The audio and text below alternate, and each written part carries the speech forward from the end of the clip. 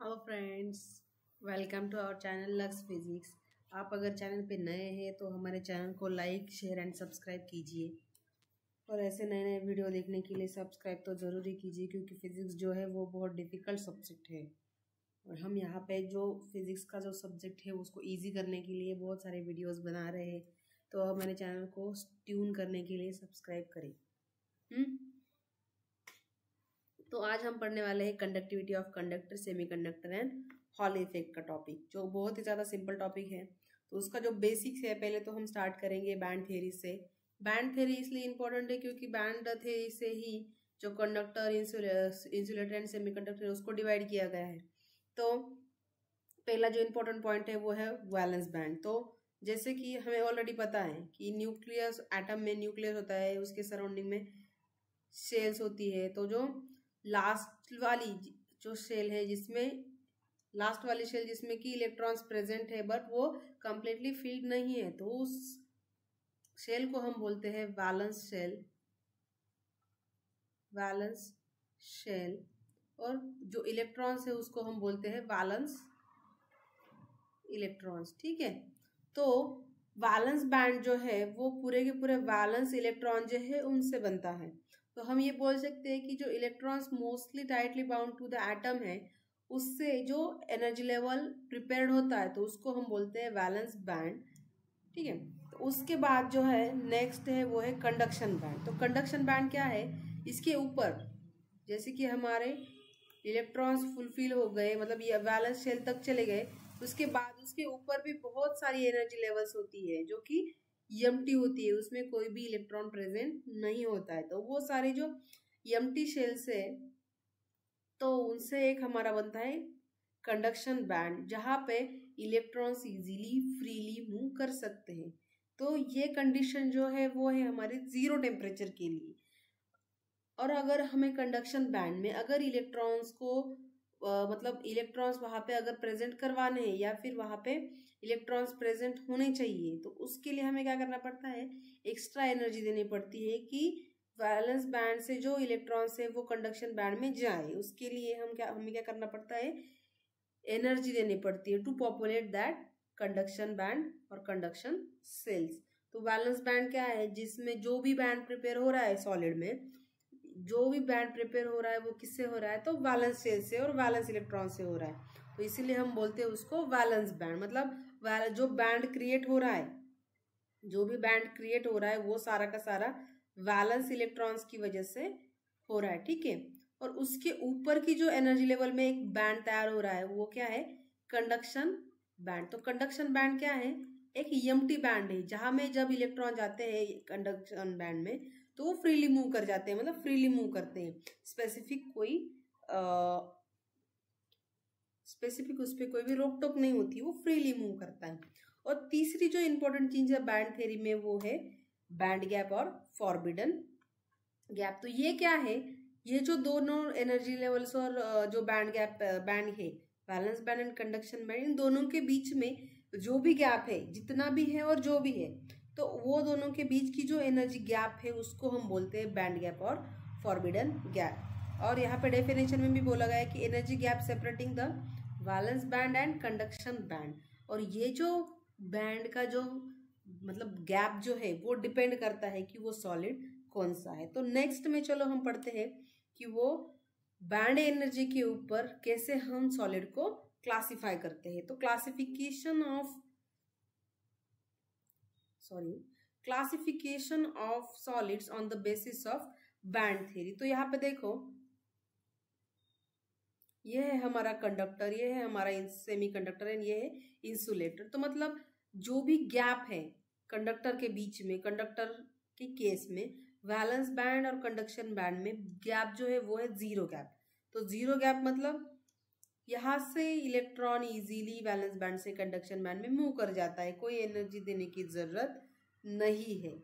जैसे कि कोई पसंदीदा काम आपको अगर पसंद है, मोबाइल देखना पसंद है, तो उसके लिए आपको कोई एक्स्ट्रा एनर्जी देने की जरूरत है क्या, नहीं। तो आप इजीली वो मोबाइल यूज करना शुरू कर देते हो कि विदाउट एनी इंस्ट्रक्शन।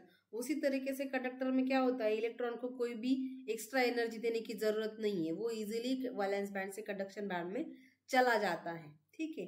तो वो जो मतलब बैंड के हिसाब से दोनों के बीच में बैंड गैप 0 है, 0 इलेक्ट्रॉन वोल्ट का बैंड गैप है, तो उसको हम बोलते हैं कंडक्टर्स। ठीक है, दूसरा जो है वो है हमारा सेमीकंडक्टर। तो सेमीकंडक्टर में देखो यहाँ पे एक छोटा सा गैप है, तो वो जो गैप है वो लेस देन 4 इलेक्ट्रॉन वोल्ट होता है। ठीक है, लेकिन अगर हम ये जो कंडीशन है वो हमारी 0 डिग्री सेल्सियस के लिए है, मतलब 0 डिग्री सेल्सियस पे valence band and conduction band में गैप है।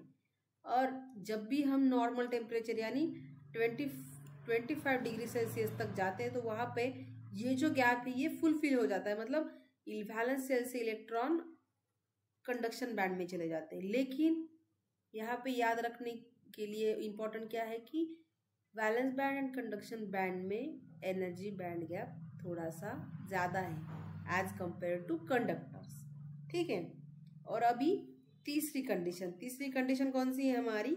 इंसुलेटर्स। तो इंसुलेटर क्या है, उसमें जो वैलेंस बैंड और कंडक्शन बैंड है उसमें गैप इतना ज़्यादा है, मतलब 4 इलेक्ट्रॉन होल से ज़्यादा है, तो गैप इतना ज़्यादा है कि हम यहाँ पे इलेक्ट्रॉन को वैलेंस बैंड से कंडक्शन बैंड में मूव ही नहीं कर पाते।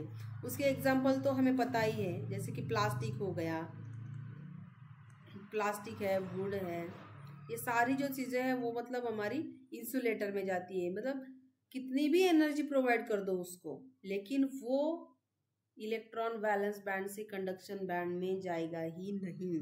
जैसे कि कोई जिद्दी बच्चा होता है, वो मुझे नहीं करना तो नहीं करना, उसी तरीके से इधर इंसुलेटर भी काम करता है। मुझे इलेक्ट्रॉन को मतलब इलेक्ट्रॉन कहता है कि मुझे वैलेंस बैंड से कंडक्शन बैंड में जाना ही नहीं है। ठीक है, ये इंसुलेटर तो हो गया बहुत जिद्दी। सेमीकंडक्टर है, थोड़ा सा कम जिद्दी है एज कंपेयर टू इंसुलेटर, वो मूडी है थोड़ा सा, जब भी मूड हो जाए तो वो वैलेंस बैंड से कंडक्शन बैंड में चला जाता है। कंडक्टर का तो कुछ है ही नहीं, वो मतलब क्या बोल सकते हैं हम उसको, वो सब सांचे में डल जाता है जैसा उसको बोला जाए। तो इलेक्ट्रॉन इजीली वैलेंस बैंड से कंडक्शन बैंड में मूव कर जाता है। ठीक है, तो ये हो गया हमारा classification on the basis of band theory. अभी हम कंडक्शन, मतलब यहाँ पे मैंने बहुत सारी बार एक ही चीज़ बोली कि इलेक्ट्रॉन वैलेंस बैंड से कंडक्शन बैंड में जा रहा है, यहाँ पे कम है, यहाँ पे ज़्यादा है, वॉटेवर जो भी है। तो कंडक्शन होता है मतलब क्या होता है? तो कंडक्शन होता है मतलब क्या होता है कि जो इलेक्ट्रॉन मूव कर जाता है valence band to conduction band में, तो उसमें क्या हो गया, मूवमेंट हो गई। तो जो भी मूवमेंट है बैंड्स में, ये कहाँ पे बैंड में, कहाँ किसके ऊपर, मतलब जो भी इलेक्ट्रॉन है, तो इलेक्ट्रॉन जो मूव कर रहा है due to the application of electric field के एप्लीकेशन की वजह से जो इलेक्ट्रॉन है वो मूव कर रहा है, तो उस चीज को हम बोलते हैं कंडक्शन। ठीक है, तो अभी कंडक्शन की बात भी समझ में आ गई। जब भी एक्स्ट्रा फोर्स यानी कि एक्स्ट्रा फोर्स दे दिया हमने इलेक्ट्रिक फील्ड उस इलेक्ट्रॉन को, मतलब ये अगर हमारा इलेक्ट्रॉन है उसको मैंने क्या कर दिया, थोड़ा सा फोर्स लगा दिया, जैसे हम बॉल को ऐसे लात से मारते हैं तो वो क्या हो जाता है, थोड़ा आगे मूव कर जाता है। ठीक है, उसी तरीके से इधर ये एक इलेक्ट्रॉन है, उसको मैंने इलेक्ट्रिक फील्ड की फॉर्म में एक एनर्जी दे दी, तो वो क्या कर गया, आगे मूव कर गया। तो वो जो मूवमेंट है उसको हम बोलते हैं कंडक्शन।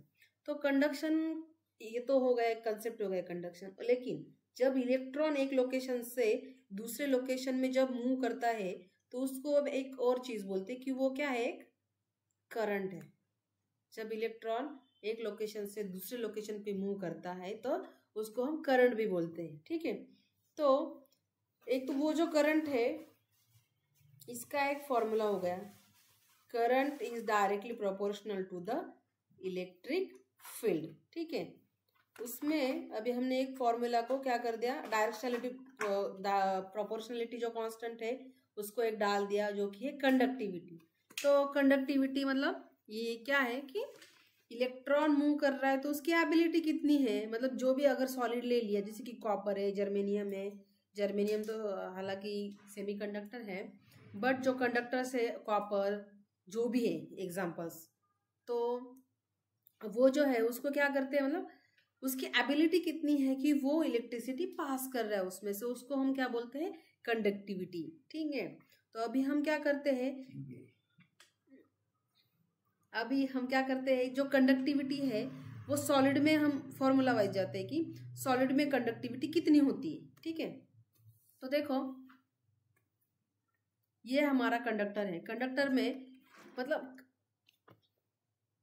कंडक्टर में इलेक्ट्रॉन्स होते हैं। ठीक है, मोस्टली मतलब कंडक्टर में इलेक्ट्रॉन्स होते हैं। तो हमने उसको कंसिडर कर लिया कि एक मेरे पास एक कंडक्टर है, उसकी लेंथ जो है वो L है, उसका एरिया जो कंडक्टर मैंने यूज किया है स्टडी के लिए उसका एरिया ये है, और मैंने उसको एक पावर सप्लाई दे दिया है, power potential difference that is voltage V। ठीक है, तो अभी देखो मेरे पास कंडक्टर तो है, लेकिन उसमें कितने नंबर ऑफ इलेक्ट्रॉन्स प्रेजेंट है वो भी मुझे पता होना चाहिए, क्योंकि उसी की वजह से तो इलेक्ट्रिसिटी पास हो रही है। तो उसका जो इलेक्ट्रॉन का नंबर है मुझे पहले तो वो देखना है कि कितना है। तो अगर n number of electrons present है तो उसका मैंने एक मुझे अगर पता नहीं है फिक्स वैल्यू क्या है, लेकिन मैं उतना बता रही हूँ कि n इतने नंबर ऑफ इलेक्ट्रॉन्स प्रेजेंट है और उसका वॉल्यूम कितना है। तो वॉल्यूम क्या है,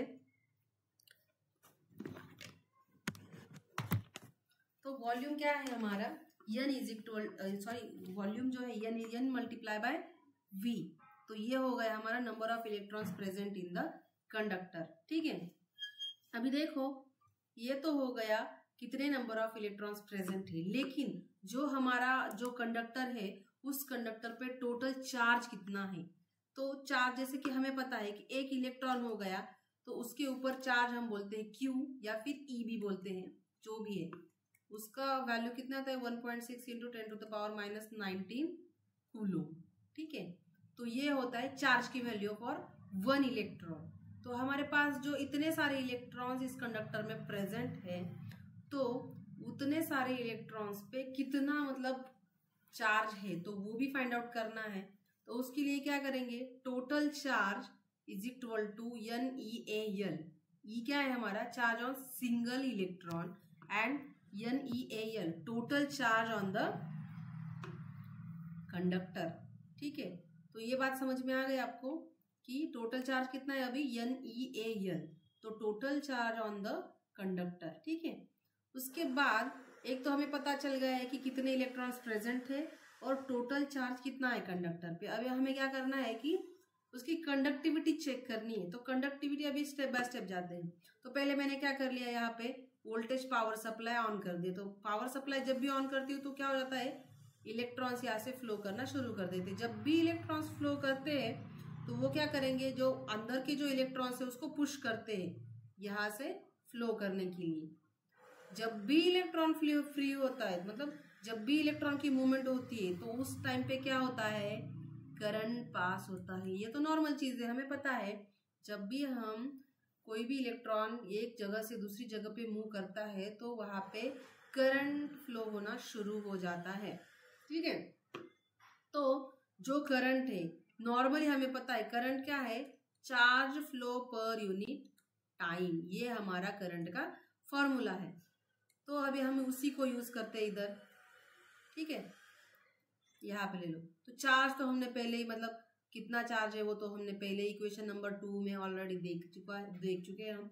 तो उसमें क्या किया हमने, फिर यहाँ पे डाल दिया उसका वैल्यू। ठीक है, तो अभी देखो इसमें जो L बाई T जो है वो क्या है, हमारी ड्रिफ्ट वेलोसिटी है। वेलोसिटी मतलब क्या, वेलोसिटी तो हमें पता ही है already, distance per unit time. तो उसी को हमने क्या किया, डिस्टेंस कितना है हमारा अभी इधर, जितनी कंडक्टर की लेंथ है और टाइम जो भी लगेगा वो। तो ठीक है, हमने क्या कर लिया, उसको VD बोल दिया। ठीक है, तो अभी देखो ड्रिफ्ट वेलोसिटी को हमने L बाई T बोला है। तो यहाँ पे जो L बाई T है तो मैंने उसको रिप्लेस कर दिया बाय VD इधर इस इक्वेशन में। ठीक है, इस इक्वेशन में मैंने क्या कर दिया, उसको VD कर दिया। अभी देखो VD तो लिख दिया, VD मतलब ड्रिफ्ट वेलोसिटी, लेकिन उसका मीनिंग क्या है। ड्रिफ्ट वेलोसिटी मतलब जब भी हम किसी इलेक्ट्रॉन को एक्सटर्नल इलेक्ट्रिक फील्ड देते हैं, मैंने इलेक्ट्रॉन बोल दिया इधर, लेकिन ये कंडक्टर है, कंडक्टर में नंबर ऑफ इलेक्ट्रॉन्स है। तो जो भी मैंने, रुको एक मिनट, जो भी इलेक्ट्रॉन्स प्रेजेंट है तो उसमें मैंने क्या कर दिया, इलेक्ट्रिक फील्ड अप्लाई करने के बाद जो भी नंबर ऑफ इलेक्ट्रॉन्स प्रेजेंट है वो मूव करने लग जाते हैं। तो जो भी उनकी टोटल एवरेज वेलोसिटी होती है whenever we are applying electric field, तो उस टाइम पे जितनी भी टोटल एवरेज एवरेज वेलोसिटी होती है, तो उस एवरेज वेलोसिटी को हम बोलते हैं ड्रिफ्ट वेलोसिटी। ठीक है, तो जो ड्रिफ्ट वेलोसिटी है उसको इलेक्ट्रोस्टैटिक्स में हम इस तरीके से लिखते हैं, Vd is equal to mu E. तो म्यू ई क्या है हमारा इधर, मोबिलिटी ऑफ इलेक्ट्रॉन्स। तो वही चीज हो गई। अभी Vd को क्या करेंगे हम, ये जो Vd है उसको इस इक्वेशन में डाल देंगे। तो देखो ये जो हमारा इक्वेशन है,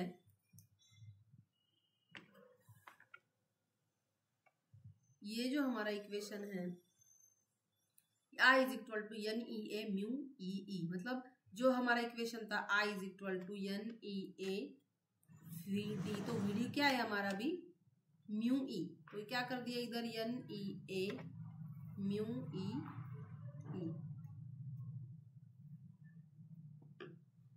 इसमें याद रखना है कि जो भी हम सफिक्स यूज कर रहे हैं, स्मॉल ई या फिर स्टार्टिंग में हमने स्मॉल ई जो यूज किया था वो सफिक्स में है, नॉर्मल है, कैसा है, क्योंकि जब भी एग्जाम आता है तो एग्जाम में ये सारी चीजें इंपॉर्टेंट होती है कि सफिक्स है या फिर नॉर्मल ई है, तो ये याद रखें। ठीक है, उसके बाद जो भी कंडक्टर है उसमें जब भी करंट पास होता है तो उसको हम ओम्स लॉ यूज कर देते हैं। तो ओम्स लॉ क्या है हमारा, V is equals to I R, V is equal to I R, ये क्या है हमारा ओम्स लॉ। तो ओम्स लॉ से एक बार हमने करंट इधर से निकाल दिया है, तो ओम्स लॉ से भी एक बार करंट निकाल देते हैं V by are.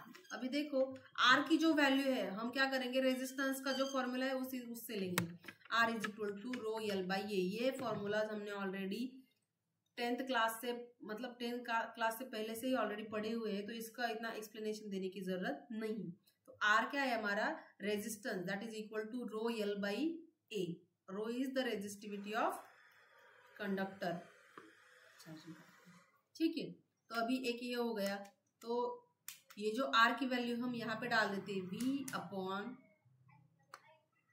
Row L and A ऊपर में जाएगा क्योंकि जो डिनोमिनेटर का डिनोमिनेटर है। ठीक है, तो ये हो गई हमारी एक करंट की वैल्यू, ये एक और ये एक, दो करंट की वैल्यू होगी। दोनों क्या करेंगे हम, अभी उन दोनों को यहाँ पे इक्वेट कर दिया। इक्वेशन के नंबर आप याद रखो, मैं नहीं रखूंगी। ठीक है, तो ऑलरेडी जो इलेक्ट्रिक फील्ड होती है इसको हम बोलते हैं voltage applied per unit length. और यहाँ पे देखो हमारा आया है V बाई एल, तो V बाई एल को क्या करेंगे हम E से रिप्लेस कर देंगे। ठीक है, तो ये जो इक्वेशन है, ये इक्वेशन, इस इक्वेशन को थोड़ा रिप्लेस कर देते हैं E A by rho, because E क्या है हमारा V बाई एल, इस वजह से मैंने V बाई एल को क्या कर दिया, E से रिप्लेस कर दिया। और बाकी की जो टर्म्स है एन ई ए म्यू ई, ये तो नॉर्मल रहेंगे। ठीक है, तो अभी देखो इसमें कॉमन चीजें है E और E, ए, तो ये कैंसिल हो गई। तो रिमेनिंग जो टर्म्स बची अभी वो क्या है, 1 बाय रो और एन ई म्यू ई। ठीक है, तो अभी देखो 1 बाय रो क्या है हमारा रेजिस्टिविटी। आप लोगों को पता है रेजिस्टिविटी और कंडक्टिविटी में रिलेशन क्या है, नहीं पता? तो देखो जो हमारी रेजिस्टिविटी है, मतलब conductivity is inversely proportional to the resistivity और resistivity is inversely proportional to the conductivity, मतलब दोनों एक दूसरे के अपोजिट है। अगर कंडक्टिविटी इंक्रीज हो रही है तो वहां पे रेजिस्टिविटी क्या होगी, डिक्रीज होगी, और अगर रेजिस्टिविटी डिक्रीज हो रही है तो कंडक्टिविटी इंक्रीज होगी, मतलब दोनों एक दूसरे के अपोजिट में काम करते हैं। ठीक है, तो हमारा फाइनल इक्वेशन क्या हुआ है अभी, sigma is equal to N E mu E. तो ये जो फॉर्मूला है ये किसके लिए है, कंडक्टिविटी ऑफ कंडक्टर। तो आई होप ये आपको इक्वेशन पसंद आया होगा। अगर कुछ सजेशन हो तो आप वीडियो के कमेंट बॉक्स में आप बता सकते हो ताकि इम्प्रूव किया जाए। ठीक है, अभी नेक्स्ट है conductivity of semiconductor. Conductivity of conductor तो पढ़ लिया हमने, सेमीकंडक्टर के बारे में भी थोड़ा पढ़ना चाहिए। तो हम क्या करते हैं, कंडक्टिविटी ऑफ सेमीकंडक्टर भी पढ़ते हैं। तो यहाँ पे हमने क्या किया, फिर से जैसे हम कंडक्टिविटी ऑफ कंडक्टर में कंडक्टर लिया था, यहाँ पे हम क्या करेंगे, अभी सेमीकंडक्टर लेंगे। तो सेमीकंडक्टर में क्या होता है कि इलेक्ट्रॉन्स भी प्रेजेंट होते हैं और होल्स भी प्रेजेंट होते हैं। ठीक है, तो हमने वहां यहाँ पे अभी इनको कंसिडर कर लिया, कुछ प्लस है कुछ माइनस है। उसकी भी लेंथ यल है, उसका एरिया ए एंड उसकी वोल्टेज वी है। ठीक है, तो अभी देखो सेमीकंडक्टर में मैंने जैसे कि बोला कि होल्स भी प्रेजेंट है और इलेक्ट्रॉन भी प्रेजेंट है। तो जो भी करंट फ्लो होता है तो वो होल्स और इलेक्ट्रॉन दोनों की वजह से होता है। ठीक है, तो टोटल जो करंट आएगा वो क्या होगा हमारा, I is equal to I E plus I H, current due to hole plus current due to electron. ठीक है, देन अगर हमें करंट, हमने जो लास्ट इक्वेशन में पढ़ा था कि टोटल करंट हम कैसे फाइंड आउट करते हैं, तो I is equal to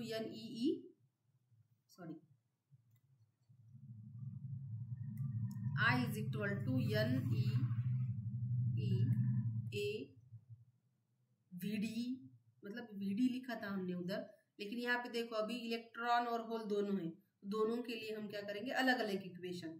current का इक्वेशन होल्स के लिए अलग, करंट का इक्वेशन इलेक्ट्रॉन्स के लिए अलग। ठीक है, तो यहाँ पे देखो, यहाँ पे जो वीडी है हम यहाँ पे वीडी को रिप्लेस कर देंगे वेलोसिटी ऑफ इलेक्ट्रॉन्स, और यहाँ पे हमने एन ई को भी स्मॉल सफिक्स दे दिया है। क्यों, क्योंकि ये हम जो बोल रहे हैं, ये जो चीजें बोल रहे हैं अभी, ये सिर्फ इलेक्ट्रॉन्स के लिए है, इसलिए I is equal to N E A V E. तो अगेन वी क्या है हमारा, ड्रिफ्ट वेलोसिटी ऑफ इलेक्ट्रॉन्स। तो ये फॉर्मूला ऑलरेडी हमने भी पढ़ा हुआ है, किसके लिए यूज किया था हमने, कंडक्टर्स के लिए। तो वो सेम यहाँ पे भी यूज किया गया है, म्यू ई कैपिटल ई। तो अगेन रिप्लेस कर दो वी को, I is equal to N E A mu E. तो ये हो गया हमारा एक इक्वेशन नंबर 3। ठीक है, अभी ये जो हमने पढ़ा था वो क्या है, current due to the electrons. तो अभी इलेक्ट्रॉन्स की वजह से जो भी करंट फ्लो हो रहा है वो हमने देख लिया। अभी एक और चीज है होल्स, उसको भी देख लेते हैं एक बार।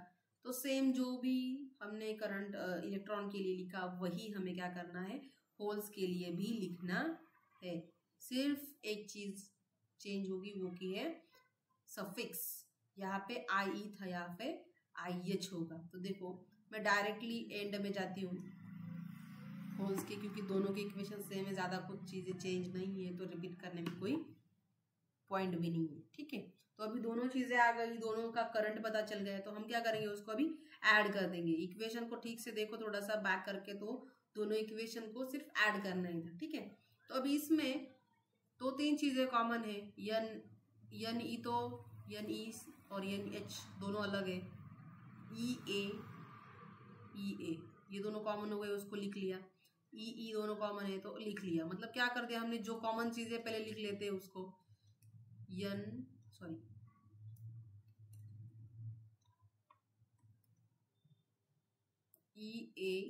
ई और जो बची चीजें क्या है अभी, N E mu E plus N H mu H. ठीक है, तो ये अभी अनकॉमन चीजें, कॉमन चीजें सब लिख दिया हमने। तो अभी फिर से जो ओम्स लॉ है, मतलब इधर भी अगर करंट फ्लो हो रहा है तो उसको भी हम ओम्स लॉ यूज कर ही देते हैं। ओम्स लॉ यूज कर दिया, V is equal to I R. R क्या है, रो एल बाई ए है। तो करंट क्या हो गया फिर हमारा, ये final destination I is equal to V A rho by L. एक करंट यहाँ से आ गया, एक करंट यहाँ से आ गया, दोनों को क्या करेंगे, इक्वेट कर देंगे। V A rho L is equal to this whole term N E mu E plus N H mu H. ठीक है, तो अभी देखो अगेन ये क्या है हमारा, V by L that is E and remaining term as it is. ठीक है, तो यहाँ पे देखो अभी ई ए कॉमन है, कैंसिल हो गई, तो टर्म क्या बची फिर E and Ne mu E plus NH mu H, ठीक है। अगेन वही सेम चीज, 1/ρ that is sigma and the remaining term is as it is. तो ये हो गई हमारी कंडक्टिविटी ऑफ सेमीकंडक्टर का इक्वेशन, ठीक है। इसमें भी सॉरी, ये देखो, ये conductivity of conductor and semiconductor के बारे में हमने पढ़ा है। इसमें थोड़ी और ज्यादा चीजें हैं जो कि इतनी इम्पोर्टेंट नहीं है आपके लिए। मतलब आप बेसिक लेवल पे अगर पढ़ रहे हो तो सेमीकंडक्टर के इतना बीच में जाने की कोई ज़रूरत नहीं, क्योंकि सेमीकंडक्टर में फिर इंट्रिंसिक आएगा। इंट्रिंसिक तो ये इंट्रिंसिक का इक्वेशन हो गया, उसके बाद एक्सट्रिंसिक भी आएगा। सेमीकंडक्टर के ऊपर मैं एक वीडियो बनाऊंगी, लेकिन हाल फिलहाल में सिर्फ इंट्रिंसिक और एक्सट्रिंसिक, ये मतलब इंट्रिंसिक क्या है कि प्योर सेमीकंडक्टर है जिसमें कि कोई डोपिंग नहीं है, और एक्सट्रिंसिक क्या है कि जिसमें कि डोपिंग की जाती है, एक्स्ट्रा डोपिंग की जाती है प्योर सेमीकंडक्टर में पेंटावैलेंट एंड ट्राइवैलेंट इम्प्योरिटी से। अगर एन टाइप है तो नंबर ऑफ इलेक्ट्रॉन्स ज़्यादा होंगे मेजोरिटी में, अगर ट्राइवैलेंट इम्प्योरिटी ऐड करते हैं तो उसमें क्या होगा, फिर होल्स ज़्यादा होंगे। तो उस हिसाब से ये इक्वेशंस भी चेंज होते हैं, ठीक है। तो मतलब अगर एन टाइप है तो सिर्फ ये आएगा, अगर पी टाइप है तो फिर सिर्फ ये आएगा, ठीक है। तो इसको हम डिटेलिंग में पढ़ेंगे। उसके बाद इस वीडियो का लास्ट टॉपिक जो है और सबसे इम्पोर्टेंट वो है हॉल इफेक्ट। तो हॉल इफेक्ट देखते हैं एक बार, ठीक है। तो यहाँ पे देखो, जो हॉल इफेक्ट है वो जनरली हमें सिर्फ और सिर्फ सेमीकंडक्टर में देखने को मिलता है, ठीक है। तो सेमीकंडक्टर में देखने को मिलता है, तो सेमीकंडक्टर में क्या है कि holes and electrons both are present there. तो हम क्या करेंगे, ये जो हमारा सेमीकंडक्टर का एक स्लैब है, मेटल स्लैब, ठीक है, तो उसको क्या करेंगे, हम इलेक्ट्रिक एंड मैग्नेटिक फील्ड में रखेंगे, ठीक है। तो जो इलेक्ट्रिक फील्ड है, मतलब करंट पास हो रहा है एक्स डायरेक्शन में, यहाँ पे करंट पास हो रहा है, जेड डायरेक्शन में मैग्नेटिक फील्ड पास हो रही है। तो जो भी इलेक्ट्रिक फील्ड जो है वो उसके परपेंडिकुलर में, और जो भी पोटेंशियल डिफरेंस क्रिएट होगा, पोटेंशियल डिफरेंस मतलब क्या कि दो चार्ज, जैसे कि प्लस चार्ज है और माइनस चार्ज है, दोनों के बीच अगर डी डिस्टेंस है तो उसको क्या बोलते हैं हम, potential difference between two charges, ठीक है। तो जो भी पोटेंशियल यहाँ पे क्रिएट हो रहा है, तो उस पोटेंशियल का जो डायरेक्शन है वो करंट और मैग्नेटिक फील्ड के डायरेक्शन के, मतलब करंट और मैग्नेटिक फील्ड का जो डायरेक्शन है उसके 90 डिग्री में होगा, ठीक है। तो हम उसको देखते हैं अभी कैसे, ट्रांसवर्स, मतलब जो भी तीनों के तीनों जो चीजें हैं, करंट है, मैग्नेटिक फील्ड है, इलेक्ट्रिक फील्ड है, तीनों की तीनों एक दूसरे से 90 डिग्री के एंगल में है। एक एक्स डायरेक्शन में, एक वाई में है और एक जेड में है। तो देखो, जब भी करंट, मतलब करंट पास हो रहा है, यहाँ पे देखो एक करंट इस डायरेक्शन में पास हो रहा है, हमने मैग्नेटिक फील्ड इधर लगाई है, तो जो भी फोर्स है, हम फ्लेमिंग का लेफ्ट हैंड रूल यूज करके देख सकते हैं, जो भी करंट पास हो रहा है तो जो फोर्स जो है, मतलब इलेक्ट्रिक फील्ड, मैग्नेटिक फील्ड इस डायरेक्शन में है और करंट इस डायरेक्शन में है, तो इलेक्ट्रॉन इस डायरेक्शन में फ्लो कर रहे हैं इस टाइम पे। लेकिन जो भी मैग्नेटिक फील्ड का फोर्स है, मैग्नेटिक फील्ड के फोर्स की वजह से जो भी इलेक्ट्रॉन है वो जो बॉटम की जो साइड है, यहाँ पे जो भी मेटल स्लैब की जो बॉटम का एरिया जो है, इधर सारे के सारे इलेक्ट्रॉन अकुमुलेट हो रहे हैं। तो नॉर्मल सी चीज है, अगर निगेटिव चार्ज अगर इधर अकुमुलेट हो रहा है बॉटम में, तो अपर की साइड में यहाँ पे पॉजिटिव चार्जेस अकुमुलेट होंगे। तो जो भी ये पोटेंशियल डिफरेंस यहाँ पे क्रिएट हो रहा है, तो वो जो पोटेंशियल डिफरेंस है वो क्या हो गया, इन दोनों की, मतलब करंट और मैग्नेटिक फील्ड के डायरेक्शन के 90 डिग्री में हुआ है। तो तीनों के तीनों क्या होंगे फिर इसमें एक दूसरे के 90 डिग्री में, ठीक है। तो डेफिनेशन एक बार देख लेते हैं। When a current carrying metal strip is kept in a transverse magnetic field, a potential difference is developed which is perpendicular to the direction of magnetic field and current. तो मतलब हमने हमारे पास क्या है कि हमारे पास एक मेटल स्ट्रिप है, जो भी है उसमें करंट पास किया है और मैग्नेटिक फील्ड पास की है, जो कि दोनों एक दूसरे के परपेंडिकुलर में है। और तीसरी एक चीज, अभी जो भी इसमें पोटेंशियल डिफरेंस डेवलप हो रहा है, तो वो जो पोटेंशियल डिफरेंस डेवलप हो रहा है ना, वो इन दोनों के परपेंडिकुलर में है। मतलब किस डायरेक्शन में? इस डायरेक्शन में अभी। ठीक है, तो देखो तीनों की तीनों चीजें अभी एक दूसरे के परपेंडिकुलर में है, तो उसी को क्या बोलते हैं हम? Hall effect. ठीक है, उसका एक छोटा सा डेरिवेशन भी है, क्योंकि देखो हमने यहाँ पे देखा है, यहाँ पे इलेक्ट्रिक फील्ड भी है, मतलब करंट भी पास हो रहा है, इलेक्ट्रिक फील्ड भी है, मैग्नेटिक फील्ड भी है। तो जो भी हमारे पास इलेक्ट्रॉन है, इलेक्ट्रॉन के ऊपर अभी दो फोर्सेस अप्लाई होंगी। तो पहला जो फोर्स है वो है मैग्नेटिक फील्ड फोर्स। तो मैग्नेटिक फील्ड का जो भी फोर्स है वो हमने लिख दिया है, F is equal to E V cross B. तो क्रॉस को क्या करते हैं हम? क्रॉस को हमने नलिफाई कर दिया with the E V B sine theta. तो क्रॉस को हमने क्या कर दिया? साइन थीटा से कन्वर्ट कर लिया यहाँ पे।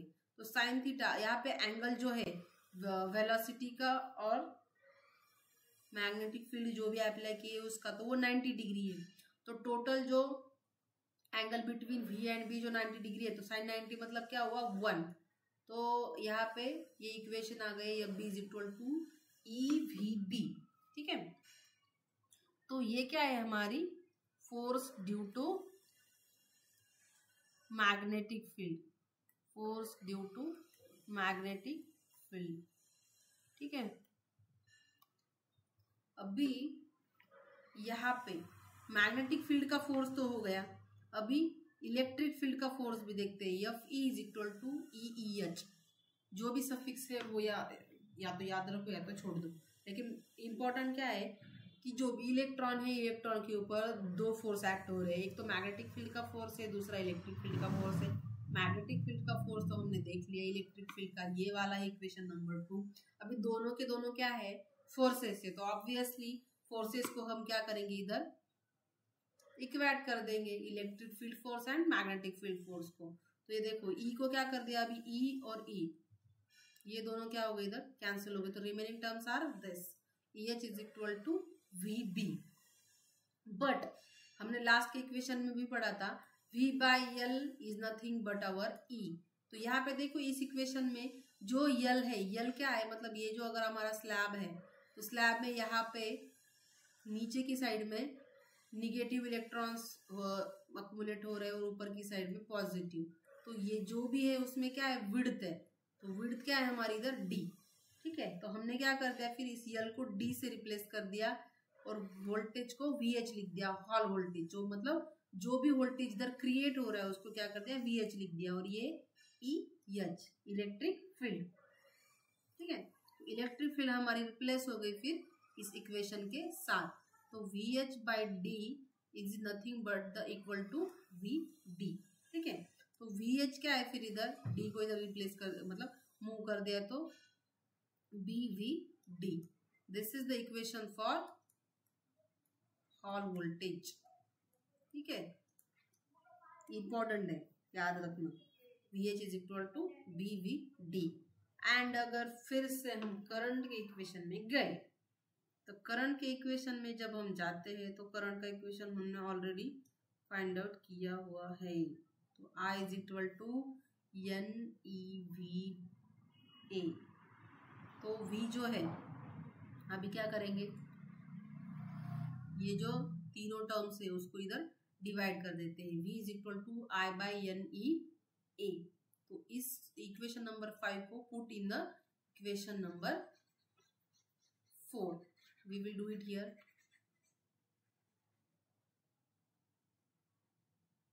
Okay, so VH is equal to BDI by NEA। ठीक है,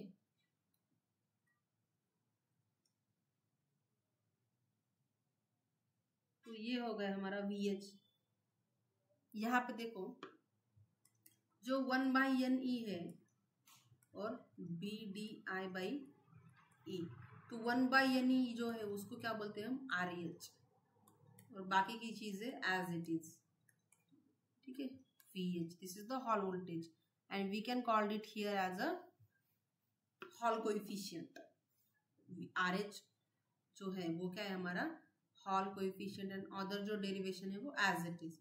RH को याद रखो, that is the Hall coefficient, that is also important thing because इसी की वजह से हम मोबिलिटी और सेमीकंडक्टर है क्या है मटेरियल उसको हम देख सकते हैं। मतलब जो भी हॉल वोल्टेज यहाँ पे क्रिएट हो रहा है it is possible to determine the type of semiconductor, P type है, N टाइप है, जो भी है वो हम VH का यूज करके हम उसको पढ़ सकते हैं। ठीक है, तो ये हो गया हमारा हॉल इफेक्ट का इक्वेशन।